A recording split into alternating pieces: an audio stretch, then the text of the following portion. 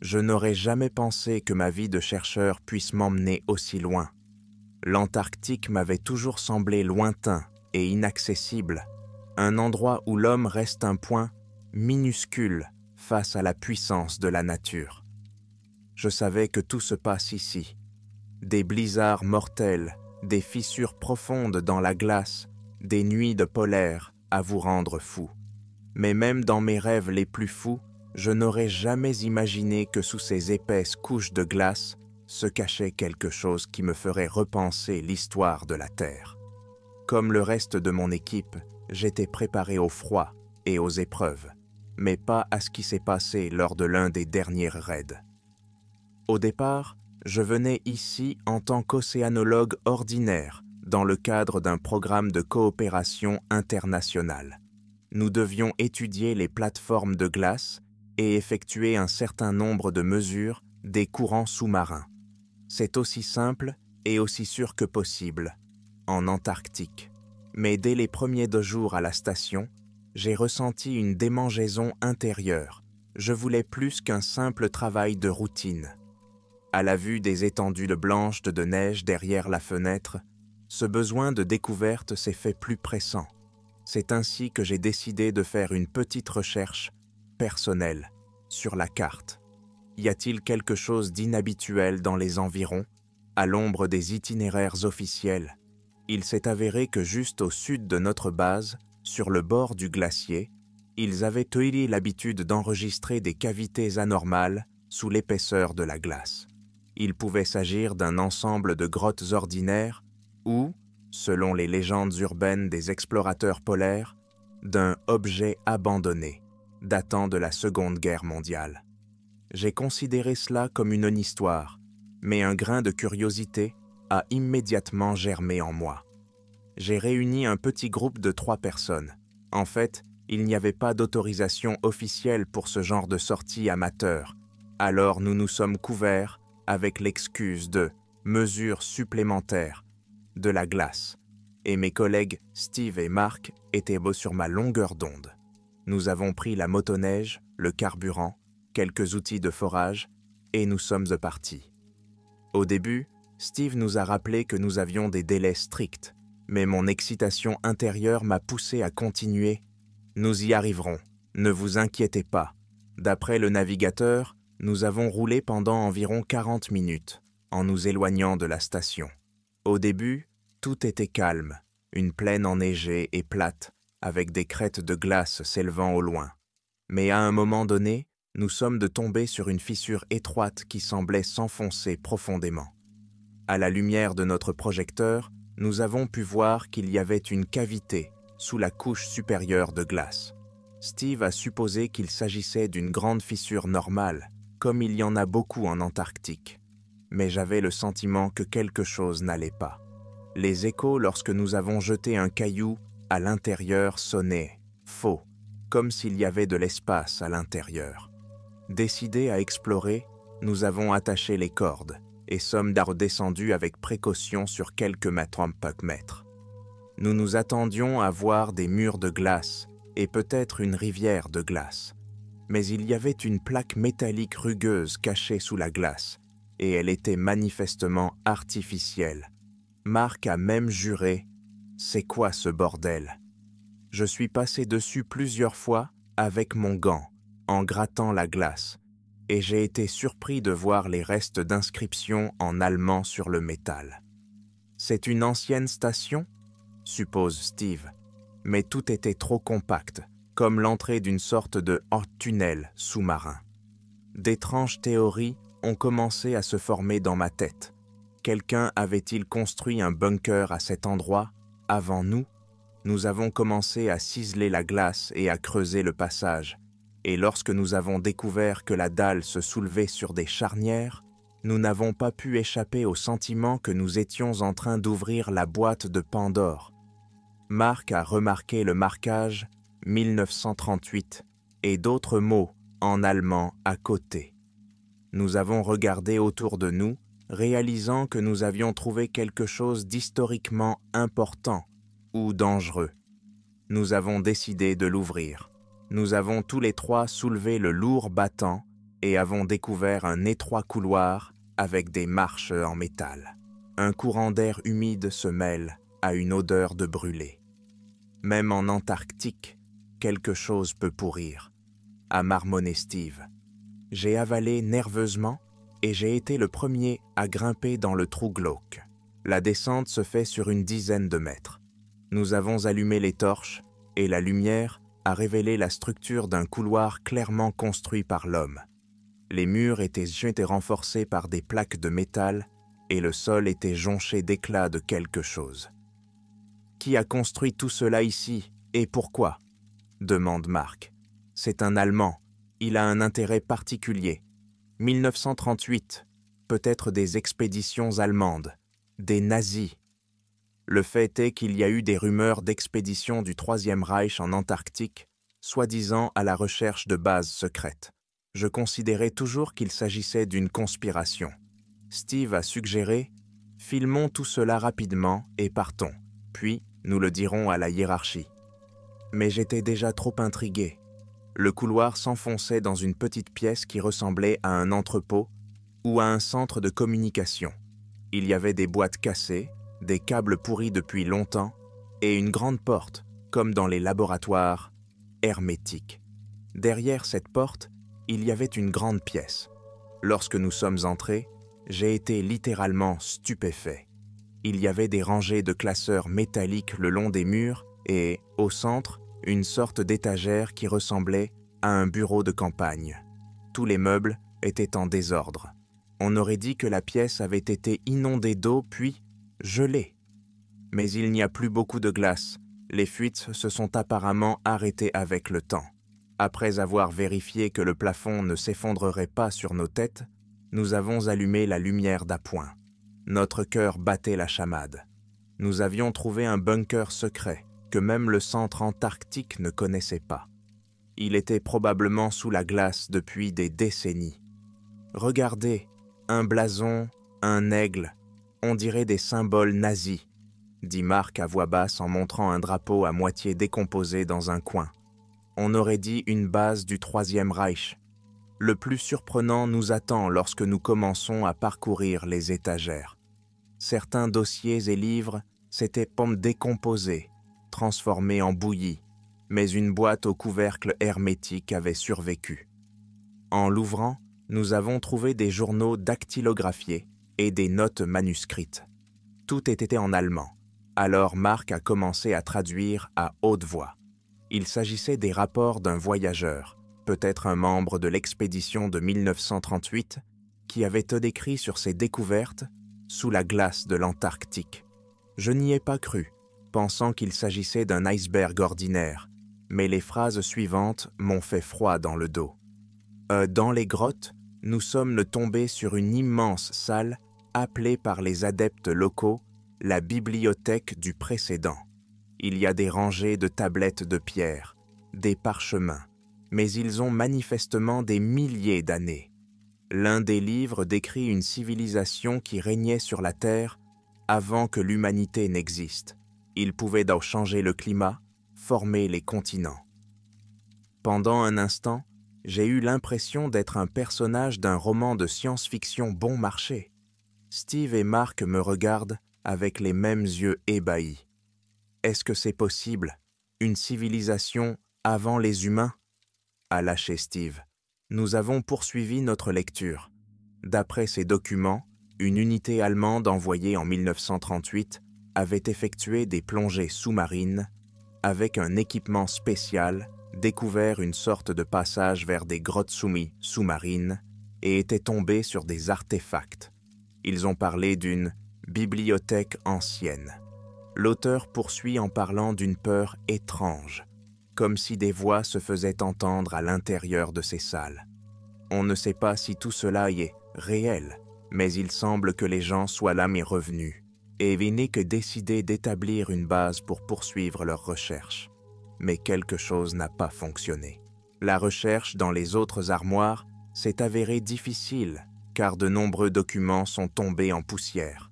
Mais nous avons sorti quelques conteneurs métalliques supplémentaires. Quelque part à l'intérieur se trouvaient des diagrammes géographiques des photographies de dessins rupestres, en noir et blanc, mais on pouvait voir qu'ils représentaient des créatures, manifestement pas des personnes. Tout est signé en allemand, les anciens. Mon cœur tremblait. Soit il s'agissait d'un grand canular, soit nous étions tombés sur la confirmation des légendes les plus folles. Alors que nous étions en train de fouiller, Steve a remarqué qu'il entendait un étrange écho, comme si quelqu'un frappait dans le couloir. Je l'ai ignoré. L'écho de notre voix, je suppose. Mais j'ai serré la lanterne plus fort, sentant que le bunker était vivant. Même si mon esprit me disait que ce n'était pas le cas, que tout était mort ici depuis des décennies. Pourtant, le sentiment insidieux de la présence de quelqu'un d'autre ne m'a jamais quitté. Marc, étudiant les journaux, lisait des passages. Nous sommes hantés par des visions. Il semble que ces runes dans la bibliothèque ne sont pas simplement des écritures, mais quelque chose comme un code qui affecte la psyché. Quelques personnes sont devenues folles, se sont enfuies. Et puis, des mots vagues que les dirigeants du Troisième Reich auraient ordonné de poursuivre, parce qu'ils croyaient, si nous trouvons la source de la connaissance des anciens, nous pourrons conquérir le monde. J'ai soupiré. L'histoire des nazis, qui se prenaient pour des chasseurs de surhumains, n'est pas nouvelle. Mais se retrouver sous la glace de l'Antarctique, nous avons décidé de fouiller l'un des couloirs latéraux. Peut-être y a-t-il une sortie vers ces grottes sous-glaciaires décrites dans les archives. Après avoir parcouru une vingtaine de mètres, nous sommes tombés sur une section partiellement effondrée. La glace avait traversé le cadre métallique et de l'eau s'écoulait par les fissures. En éclairant, j'ai vu qu'il y avait un tunnel étroit qui passait sous l'eau. C'était peut-être le chemin vers les grottes. Mais il est impossible d'y accéder sans faire de la plongée sous-marine. Steve m'a fait remarquer que notre réserve d'air était trop faible et que c'était encore plus dangereux ici. Pendant que nous réfléchissions, un grondement s'est fait entendre. Quelque chose était tombé dans la salle principale. Nous nous sommes précipités, craignant un effondrement.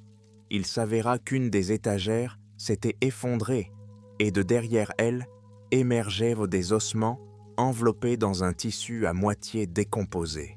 « Un humain », dit Marc d'un air sinistre. « Probablement l'un de ceux qui sont restés ici pour toujours.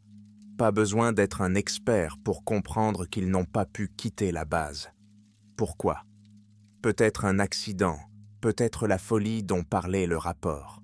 J'ai insisté sur le fait que nous devions obtenir ces documents et y retourner. Steve était d'accord, mais Marc a dit « Attendez, il doit y avoir une autre partie du journal qui décrit l'emplacement exact de la bibliothèque sous la glace. Si c'est vrai, on ne peut pas partir sans... » Il était visiblement obsédé par l'idée de tout déchiffrer. Je comprenais sa curiosité, mais une sonnette d'alarme retentissait en moi. « Écoutez, nous ne sommes pas dans un film d'action. Prenons ce que nous pouvons et partons d'ici. » Marc a accepté à contre-cœur et a commencé à mettre les documents les plus importants dans son sac à dos. Mais avant qu'il n'ait pu terminer, il tomba sur une petite valise en métal. La serrure semblait déjà rouillée. Il l'ouvrit donc rapidement avec un couteau. À l'intérieur se trouvaient des feuilles jaunies et des bouts de cartes. « C'est ça, les coordonnées », murmura Marc. En effet, il y avait une carte qui indiquait un endroit quelque part plus au sud, et une note « Temple des Anciens », entrée par une faille de 300 mètres de profondeur. Je parcourus des yeux les lignes. Ils étaient là avant nous. Leur pouvoir est grand. Avertissement. Ne pas... Je n'ai pas pu lire plus loin. Dès que nous avons refermé la mallette, nos torches ont soudain vacillé, comme si la tension avait augmenté. Bien que nous n'utilisions pas d'alimentation externe, nous avions des torches rechargeables. « Qu'est-ce que » marmonne Steve. Et à cet instant, le bunker s'est mis à trembler comme si une secousse sous-marine s'était déclenchée. Les tuyaux ont grondé. Des morceaux de glace sont tombés du plafond. Nous avons compris qu'à tout moment, L'ensemble de la structure pouvait s'effondrer. Nous devions sortir rapidement. En sortant, j'ai remarqué sur le mur, en grosses lettres, « Ne nous abandonnez pas ». C'est peut-être le cri de désespoir de quelqu'un qui est mort, ici. Lorsque nous sommes sortis, choqués, nous avons constaté que la fissure par laquelle nous étions descendus s'était élargie et que le passage souterrain s'était partiellement effondré. On dirait un tremblement de terre secondaire, exhale Steve.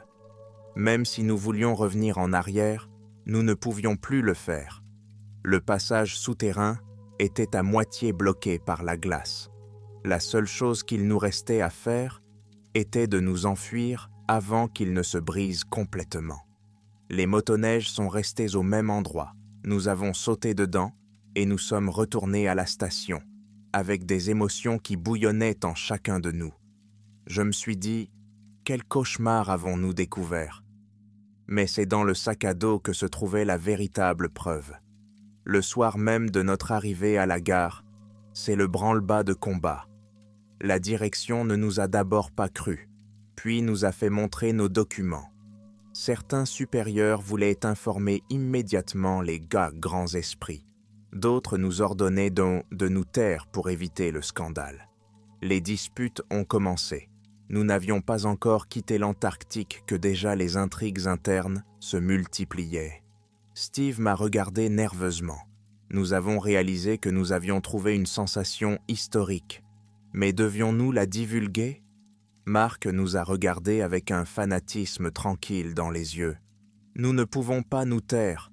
Ces livres confirment qu'il y a peut-être des ruines d'une ancienne civilisation en Antarctique. Le lendemain matin, nous avons soudain appris que la station avait reçu un ordre d'en haut. Le gouvernement demandait de suspendre toutes les sorties non coordonnées. Il semble que quelqu'un ait réagi très rapidement. Et nous avons été prévenus. La prochaine incursion non autorisée entraînera une suspension immédiate. Je me suis senti sous pression, comme si une force essayait de brouiller les pistes. Mais Marc n'avait pas l'air de baisser les bras. Quelques jours plus tard, lors d'une conversation privée, il m'a confié « J'ai traduit presque tous les textes. Ils disent clairement que sous la glace de l'Antarctique se trouve une ancienne cité, et dans son temple central, une bibliothèque créée par une race qui vivait ici bien avant nous. Ils pouvaient modifier le climat de la planète, et tout a fini par geler ici. Leur civilisation s'est peut-être éteinte ou a disparu. Mais ces archives indiquent qu'une expédition nazie en 1938 a trouvé l'entrée et a même vu des artefacts, des mécanismes ou quelque chose comme ça. Ces hommes ont alors construit un petit bunker pour poursuivre leur exploration. Mais ils sont morts parce que... Il marque une pause, puis ajoute « parce qu'ils ont rencontré quelque chose qui empêche les gens de toucher au mystère. » J'ai écouté, bouche bée. Tout cela semblait être une théorie farfelue, mais nous avions vu le bunker de nos propres yeux, et le fait que des documents allemands s'y trouvaient, effectivement. « Et maintenant, qu'est-ce qui se passe ?» demandai-je. Marc montre le morceau de carte avec les coordonnées du « Temple des Anciens ». Je pense que nous nous devons d'essayer de nous y rendre, ou, au moins, de transmettre cette information à des scientifiques sérieux. Mais que faire quand nos supérieurs ont déjà interdit les expéditions d'amateurs? Au cours des semaines suivantes, la station a vécu sa propre vie et nous sommes devenus silencieux. Cependant, l'étrangeté continuait. La nuit, quelqu'un se faufilait dans notre bloc et fouillait dans nos boîtes. Un jour, j'ai remarqué qu'un étranger, probablement un représentant des services spéciaux, je pense, fouillait dans les affaires de Marc. On aurait dit qu'il voulait mettre la main sur la carte et les archives. Mais Marc est intelligent, il a fait des copies, les a cachées dans différents endroits. Il s'est rendu compte que nous pourrions être obligés de tout rendre ou d'être expulsés d'ici. Un soir, Marc m'a trouvé dans le couloir et m'a dit « Écoute, j'ai un plan. Je sais où trouver un petit avion, ou plutôt, Nous en avons un à la station pour les vols d'urgence. Si nous le pouvons, nous pouvons voler jusqu'à cette zone et atterrir. J'ai quelques amis dans le secteur du vol. Ils sont dans le coup. Tu veux venir avec moi? J'ai failli m'étouffer. C'est du suicide. Nous sommes morts s'ils le découvrent. Mais Marc avait l'air si déterminé que je n'ai pas pu dire non tout de suite. Bon sang, la partie de moi qui brûle de curiosité voulait dire oui. Mais il y avait aussi un appel au bon sens dans ma tête. Nous avons décidé d'en s'attendre, pour l'instant, et d'évaluer la situation.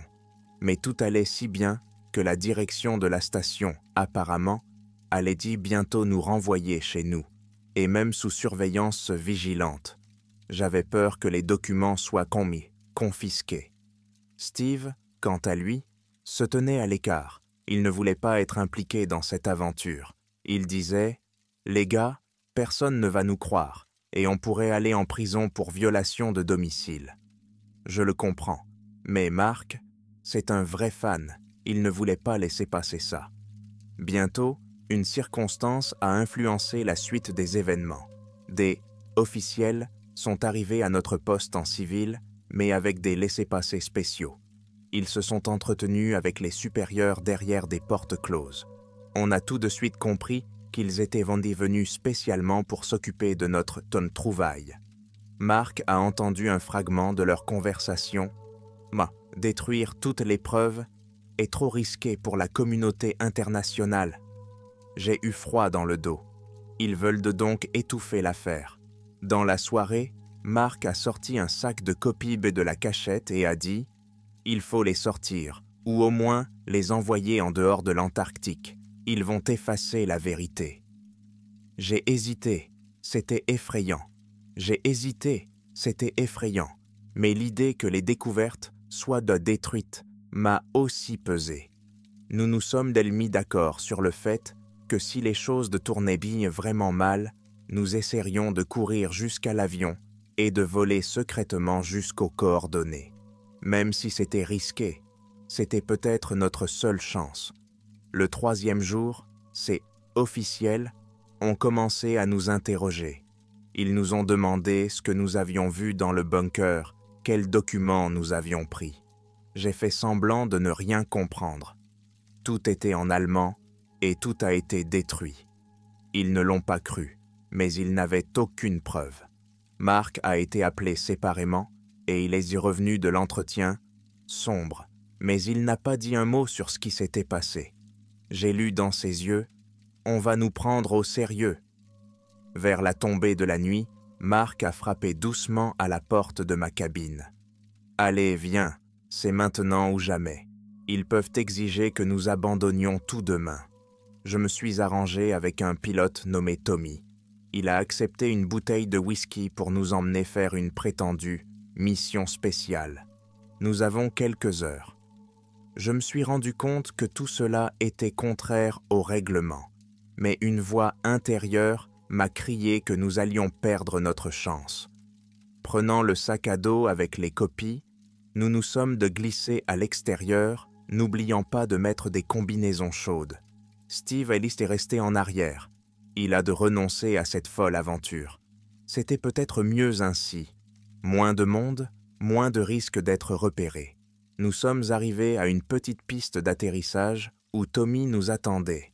Un type renfrogné qui savait qu'il faisait quelque chose d'illégal. Mais apparemment, il avait assez d'argent et de whisky pour fermer les yeux. Quelques minutes plus tard, l'avion s'est mis à rugir et à décoller, nous emmenant dans le ciel nocturne de l'Antarctique. Je sentais l'adrénaline me couper le souffle. « Où allons-nous » me disais-je, mais une détermination mûrissait dans mon âme. S'il y a vraiment une bibliothèque ancienne là-haut, nous pourrions changer l'histoire du monde. Marc vérifiait sur la tablette les coordonnées figurant dans les documents nazis. Il ne savait pas s'il était possible de localiser l'endroit avec précision. En outre, il s'est écoulé tellement d'années que les glaciers ont pu modifier la topographie. Mais il a calculé, à environ 200 km au sud de ce bunker, sur le rivage de la mer sous-glaciaire. Nous n'étions pas sûrs de pouvoir atterrir à cet endroit. mais Tommy a fait de son mieux pour trouver un champ de glace, plus ou moins approprié. Lorsque nous avons atterri, c'était le voile blanc absolu tout autour. Le givre crépitait, mais le temps était relativement calme. Nous avons eu de la chance. Mark et moi avons déchargé une petite cargaison, en accord avec Tommy. Si nous ne sommes pas de retour dans la journée, prenez l'avion. Nous n'allons pas vous piéger. Il a voulu dit acquiescer. Il a acquiescé. L'idée même que vous puissiez être à la recherche d'objets anciens me paraît folle. Bonne chance. Et nous nous sommes mis en route. L'inconvénient, c'est que le GPS n'était pas très performant et que la boussole se comportait bizarrement. Mais nous avions des méthodes d'orientation primitives et des repères approximatifs. Nous avons marché pendant environ 3 heures jusqu'à ce que nous remarquions que le terrain s'abaissait et que des taches sombres apparaissaient dans la neige. Mark a supposé qu'il y avait peut-être une calotte glaciaire au-dessus de l'eau, en dessous de nous. Nous avons alors repéré des fissures menant vers le bas. Elles auraient sans doute pu servir d'entrée, comme dans ce bunker. Mais il n'y avait aucune trace de l'homme ici. Il n'y avait que du glacier nu. Peut-être avons-nous tort, ai-je marmonné, ressentant une frustration croissante. Soudain, nous sommes tombés sur un amas de glace d'une forme inhabituelle. On aurait dit des corniches rectangulaires.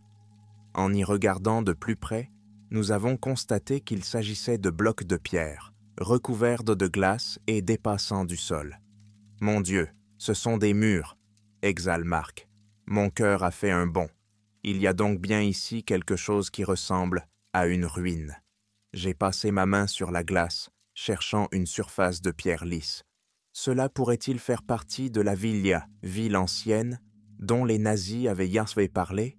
Nous avons marché le long des corniches, essayant de trouver une brèche ou une entrée. Nous avons trouvé une ouverture basse recouverte d'une couche de neige. Nous avons dû creuser avec des pelles pour dégager le passage.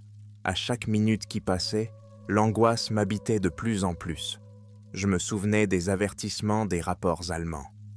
Peut-être que ces choses ne devraient pas être touchées par les humains, mais c'était comme si Mark ne remarquait pas ses craintes, brûlant d'impatience. Enfin, nous sommes entrés à l'intérieur, un espace semblable à un hall avec des murs massifs, criblés de symboles. Par endroits, la glace recouvrait les inscriptions, mais à d'autres endroits, des motifs en relief ressemblant à des figures stylisées de créatures inconnues étaient visibles. Incroyable. C'est tout ce que j'ai pu dire. Au centre de la salle s'élevaient des colonnes, elles aussi couvertes de sculptures. Mais le plus important, c'est qu'il y avait des étagères en pierre autour du périmètre, sur lesquelles reposaient des objets tels que des dalles et des parchemins, faits d'un matériau étrange qui ne s'était pas effrité avec le temps. Rien qu'en regardant, j'avais la chair de poule. Est-ce la bibliothèque? Nous nous sommes approchés prudemment. J'avais le souffle coupé car la température était un peu plus élevée ici qu'à l'extérieur, mais il faisait toujours un froid d'enfer. Comment une chose pareille a-t-elle pu être conservée pendant des milliers d'années? Me disais-je. Mark a soulevé l'une des dalles. Elle y était assez légère, même si elle ressemblait à de la pierre. La surface était couverte d'entailles, en forme de spirale et de symboles. Les rocheries et y aller les regarder me donna soudain le vertige, comme si mon cerveau ne percevait pas cette géométrie. « Attention », murmurai-je. « Souviens-toi que les nazis avaient prompte des gens qui devenaient fous en étudiant ce genre de choses. » Au cours de la demi-heure qui a suivi, nous avons fait le tour de la salle. Plus nous avancions, plus nous remarquions qu'il y avait plusieurs entrées et couloirs. Il y a peut-être tout un complexe ici. Mais nous n'avions ni le temps ni l'énergie pour une exploration approfondie. Nous n'avons pris que quelques petites dalles avec nous, en prenant des photos sur nos téléphones. Bien sûr, il était peu probable que nous ayons un réseau ici, mais nous voulions garder au moins un souvenir. J'ai ressenti une présence oppressante comme si les yeux de quelqu'un nous observaient depuis des coins sombres. Marc s'est retourné avec méfiance, mais n'a vu personne. Pourtant, j'avais le sentiment que ces ruines n'étaient pas vides. De temps en temps, j'entendais un léger bruit, comme un gémissement lointain. Peut-être que la glace se fissurait, mais mon esprit sentait quelque chose d'autre. J'ai pensé aux anciens, ceux dont ils ont parlé dans le rapport. Avant, j'aurais dit que c'était absurde, mais maintenant, je n'en étais plus si sûr. Je voyais des yeux apparaître sur les murs, dans les dessins. Ravalant la boule dans ma gorge, j'ai dit à Marc « Ça suffit, nous en avons vu assez, il est temps de partir ». Il voulait bien sûr rester, explorer davantage, mais il s'est rendu compte que nous risquions d'être coincés ici pour toujours. Nous sommes retournés dans le passage, mais il était plus difficile de sortir. Le vent commençait à hurler, recouvrant l'entrée de neige. Avec difficulté, nous avons réussi à traverser les décombres. Une fois à la surface, nous étions essoufflés comme après un marathon. Le gel brûlait les visages. La nuit tombait au loin. « J'espère que Tommy attend toujours », ai-je soupiré. Le retour nous a pris plus de temps que prévu. Le vent s'est levé et la visibilité a baissé. Enfin, nous avons aperçu la silhouette d'un avion dans le manteau neigeux. Tommy a couru à notre rencontre en criant que le temps empirait et qu'il serait bientôt impossible de décoller. Nous avons rapidement embarqué et pris place dans nos sièges. Je tenais mon sac à dos, qui contenait les mêmes dalles de pierre et quelques photos. La peur me tenaillait l'esprit. Et si nous mettions en colère ceux qui préservent cette ville? Mais l'avion s'est élancé sur la piste et, en quelques secondes, nous avons décollé. Le vol s'est déroulé sans incident. Les bavardages étaient terribles, et tout ce que nous pouvions voir par le hublot était un mur blanc et trouble. Mais Tommy a conduit de façon magistrale. Après une demi-heure de dur labeur, nous avons atterri à la station.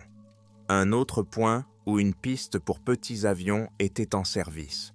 Nous avons été accueillis par des visages sinistres. « Où étiez-vous » s'écrièrent-ils. Nous avons compris que des sanctions allaient s'abattre sur nous. Mais nous avons fait le plus important. Nous avons sauvé les matériaux que nous avions trouvés. Le soir même, des gens de la commission sont venus nous voir. Ils ont essayé de tout emporter. Ils nous ont menacés. Mais Marc a réussi à cacher une partie des preuves, dont certaines ont été envoyées par satellite. Il a préparé une copie électronique. Nous avons réalisé que nous étions en train de défier des forces puissantes qui voulaient garder le secret. Le lendemain matin, nous avons été officiellement déclarés suspendus. J'ai été menacé d'expulsion de la station. Marc allait être arrêté. Mais il y a eu un scandale. Certaines informations avaient déjà commencé à fuir sur Internet, quoique modestement. Et nous en avions envoyé une partie à des scientifiques que nous connaissions. La fuite n'a pas été assez rapide. Peut-être que cela nous a donné une échappatoire. Nous avons tout de même été évacués de la base, soi-disant pour des raisons médicales.